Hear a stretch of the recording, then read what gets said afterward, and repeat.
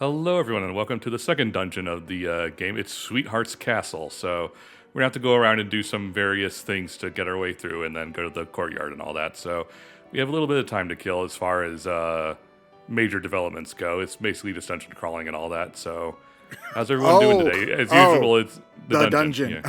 Yeah, yeah. As usual, it's our fourth session of recording Omori, and it's our fourth session of having a different setup of commentators. John's not here this time. It'll be me, Ryan. It'll be me, Lewis, and John with no Ryan next time. I'm sure. It's too bad we don't have a Omori style artwork for like when we tag each other. In and out. Man, I wish I had a giant pixel art decal of myself on a giant rug. This is a good layered nerd joke. It is both ridiculous on the face because this should absolutely not work as a disguise, but also hilarious to gamers because this disguise works all the time in RPGs. Yeah, what's the word I'm looking for? Like, the efficacy of this kind of disguise really depends on which game they're going for. Like in Pokemon Heart Gold and Soul Silver, they changed the Team Rocket segment a tiny bit so that you actually are wearing like a Team Rocket outfit, which is like, oh, cool, you're wearing a real disguise, but you're still 12 years old. And I'm sure everybody would actually still be able to see that. So I'm kind of wondering, like, how dumb is Team Rocket to actually fall for that? Well, to be fair, you are better than all the grunts in there, so they probably assume you're like an admin or something. I mean, I suppose.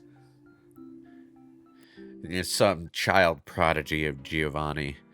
It's a thing that could happen, possibly. I mean, I suppose it's a thing that could happen. Should it happen? Probably not. But yeah, and then you have some of the other ones where I think in the Dragon Quest games, you disguise like you actually morph your whole body. But however, after a few steps, the disguise disappears. So you can just like reapply it and nobody notices that you went from being a slime to an old man. And they just know that you're not the hero, so that's fine. Sure. Okay. Whatever. Yeah. In a more involved game like Fallout New Vegas, you would actually be able to use like different factions' outfit equipment to bypass the fact that certain factions hate you because you've been killing them left and right. It's oh really? So you have to like find their like clothes and shit in order to like disguise yourself. And you can do it really early on too. Like the first quest line in Goodsprings has you siding for or against a faction called the Powder Gangers, which basically want to raise the town so that they could get at this one guy who wronged them. They're a gang of escaped convicts, essentially. But of course, by killing them, when you side with Goodsprings, you also get their equipment. So you can use their equipment to infiltrate their the defunct prison that they use as their hideout and get their quests anyway. So that's a thing. It's just kind of a tutorial for stuff that you can do with Caesar's Legion or the NCR later. I'm trying to think of other stuff where you like actually disguise yourself. Usually I imagine a lot of this is as like a cost cutting kind of thing where they don't want to make the sprite or model too different because that's a lot of work. You know, I can imagine that's part of it. I forget which game it was, but there's like an undead mask that you can wear in one game that... Oh, this is another Fallout thing. I'm remembering it because I just played Fallout 3. In one of the expansions, there's a ghoul mask that... No, it's not one of the expansions. It's actually in the main game. Okay, there's a ghoul mask you can get for helping this one NPC in Tenpenny Tower that makes it so that feral ghouls will not aggro you. Which can be kind of helpful, I guess. Although feral ghouls are like the one kind of enemy in the game I have no problem killing, so... Well, I guess it would keep the feral ghoul reavers off you. Maybe it's just, like, are they more kind of just a nuisance at that point? Yeah, most of them are. Although, it took me a while to remember that there's the Feral Ghoul Reaver as well that got added in the Broken Steel expansion, and that can start randomly spawning around the place once you get to a certain level. So, that thing hits like a truck. So now that I'm thinking about it, being able to shut off the Feral Ghoul Reaver's aggro would be kind of a good thing. Yeah. Ugh. It not only hits like a truck, it also has a projectile attack that hits like a truck. God damn. Okay, so what are we doing with the frickin' bean sprout choir over here? This looks kind of like a Kirby minigame, actually. Apparently, sprout moles get tired when they hear good music, so the choir falls asleep on itself. So you have to keep them awake by throwing tomatoes at them. But wait, how do they sing when they're eating tomatoes?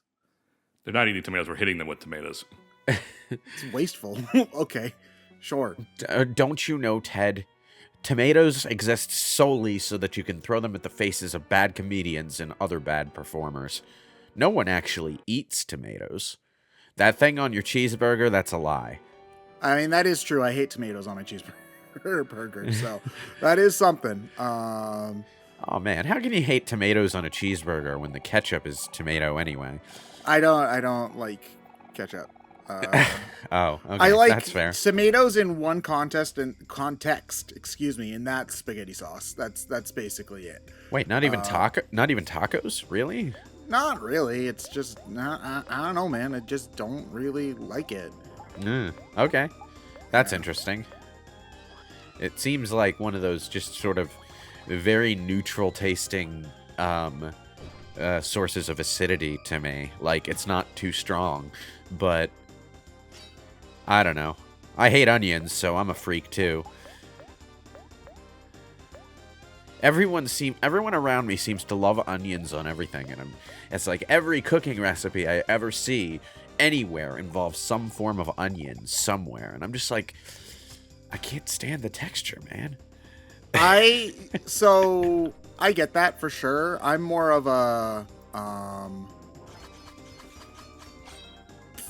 trying to think of the right word. Like, they add a little bit of not actual spice, but metaphorical spice to something. You want to know what I like is especially like the caramelized onions. Like, those are beautiful. Maybe. I've when never you're getting like fajitas and stuff at a Mexican place. Love that. Yeah, that's something I can't speak to because I don't get Mexican food often. Let's see. I also love the water fountain in the shape of a heart. It's pretty good. It has to be a very specific water fountain to achieve that shape. It would probably need to be like the actual water feature would need to be like sculpted in some sort of way to make the water fall like that. Yeah. I think this is just wasting your money, so don't do it. There's nothing to sculpt. There's nothing to sculpt there. The water is just heart-shaped in midair for no reason. Magic, ooh. And I mean, you know, actually, like, making a pretty water feature isn't as expensive as you would think. Because because like the actual like water feature is just, you know, a big old sculpture, and the water itself just sort of cycles through over and over, recycling the same way a pool's water would. Yeah, you'll lose some due to evaporation and splashing, but you'll mostly be able to keep the same water. Which means that the water's nasty. Don't drink it. Don't drink it. It's either nasty or it's full of chemicals to stop it from being nasty. Either way, it's not drinkable. Yeah. So this is like the second real dungeon in the game, you said? Yeah. Okay. Let's watch a movie. You'd be making further progress through the dungeons if you were going for the fantasy world only neutral endings. Oh, is this an advertisement for Calorie Magic or something? Come on.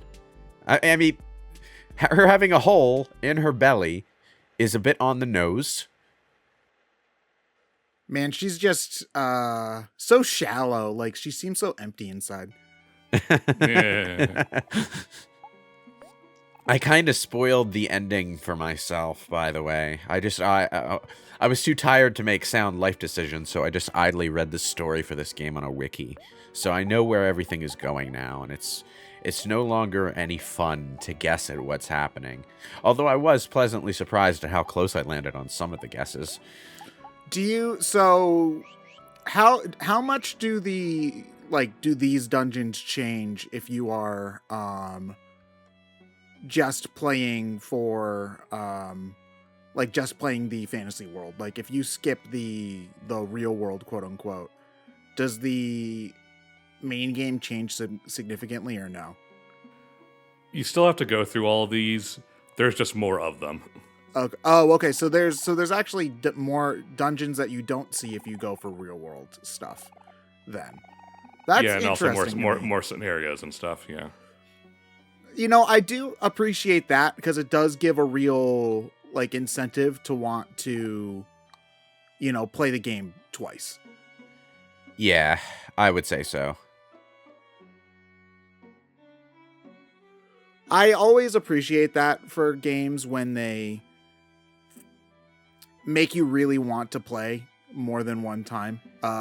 When they aren't afraid to put substantial effort into content that the player might miss on a specific playthrough, I appreciate that.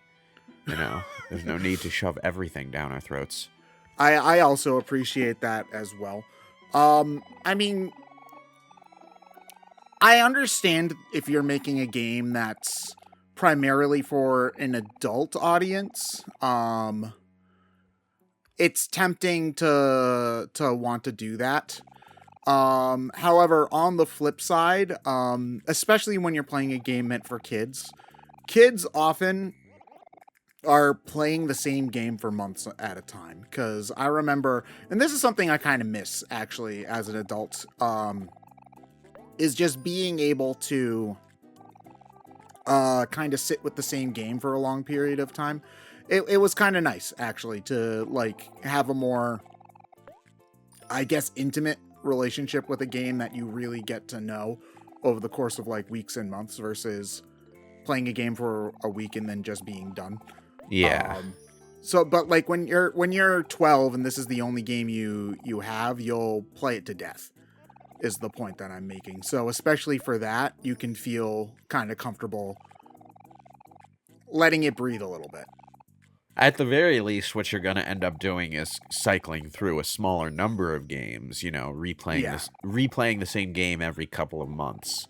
Yeah, that's what I definitely did as a kid, for sure. Yeah.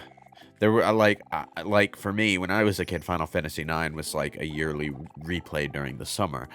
So I would always play it every summer, and I would find something a little new each time. And I remember I've played the original Paper Mario probably, no exaggeration, at least 30 times. So I know that feeling as well, for sure. For me as an adult, the only games that have that kind of replayable draw are the big open world RPG Bethesda type games, which is why it's kind of frustrating that every goddamn Bethesda title that they make has this, you need to be able to do every single thing on one save file, even if it makes no goddamn sense. Philosophy to their design. You would think that the Assassin's Guild, the Dark Brotherhood that worships Sithis, would be an evil character only run, but you're expected to be able to do it on the same goddamn save file as the Fighters Guild, the Mages Guild, and the Thieves Guild, which I should mention has a prohibition on murder. Yeah. I'm ranting about this, but the fact that games that developers feel the need to design things that way just kind of irritates me. Just let me make a new character and be evil instead of expecting my one character to just bounce across the moral spectrum. I still can't be evil in most runs of games. It's too hard for me, man. Well, I just like I bring this list up because the Dark Brotherhood story in Oblivion particularly is genuinely really good. And it's also pretty good in Skyrim. But both games have this thing where if you accidentally murder a fucking guard, or if you do this one quest to help this one kid out, you'll be sucked into the Dark Brotherhood story against your will, almost. Although, it is kind of fucking hilarious when the Skyrim version of it abducts you to this goddamn shack and gives you a choice between 3 people to murder to get your way in. And it's like, you know what? I don't think I'm going to play along with this. And you just club the leader of the Dark Brotherhood in the head with your sword, and it works. that is pretty funny. But like, yeah, it's just like I bring Bethesda up because they're like the poster child of this kind of design, but it's become rarer and rarer and rarer over time for big RPGs to actually design themselves so that you can miss content. Because the idea is, and it's not even just a child's or adult-focused game thing, the idea is they spent their goddamn budget on this content, so you need to be able to experience it. Whereas, like, Baldur's Gate 3, and this is another reason why people keep talking about that goddamn game, is they will straight up just put tons of money and effort and animation budget and voice acting budget into content that you will not experience on your first playthrough because every choice locks out other choices, you know? Yeah, you, by definition, you cannot see everything.